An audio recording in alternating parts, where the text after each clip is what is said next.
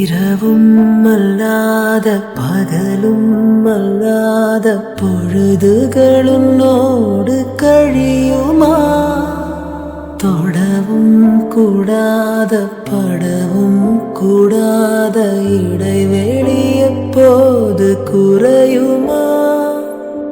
உன்னை அன்றி வேறொரு நினைவில்லையே, இனி எந்த உயிர் எனதில்லையே, தடையில்லை சாவிலுமே.